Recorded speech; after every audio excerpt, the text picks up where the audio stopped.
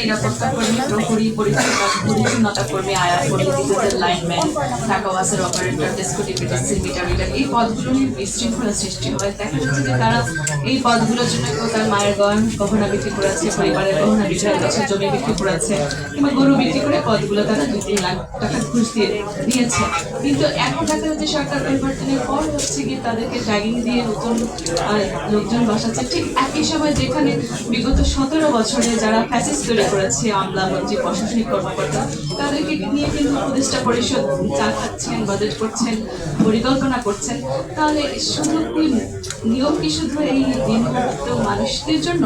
আমরা একবার দেখেছিলাম অবৈধ রিক্সা যখন উচ্ছেদ চলছিল, তখন একটা রিক্সাওয়ালা বলছিলেন পারবেন তো স্যার শুধু আমগুলো লগে। তাহলে কি এইটা কি বৈষম্য?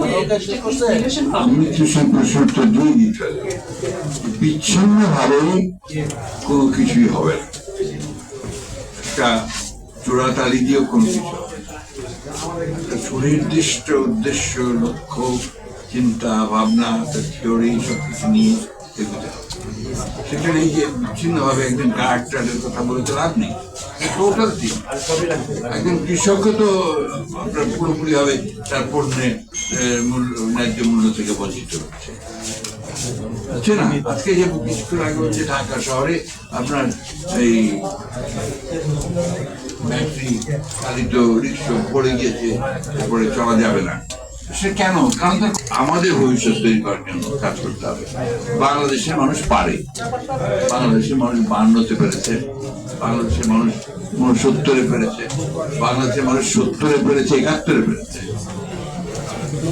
তো সুতরাং না পারার কোনো কারণ নেই। আর যে সব শেষে যেটা পেরেছে এটা তো অভাবনীয়, অসাধারণ। সেই ক্ষেত্রে আমার মনে হয় যে আমরা পারবো, আমাদেরকে সেই সামনের দিকে ধৈর্য ধরে এগিয়ে যেতে হবে। ধন্যবাদ।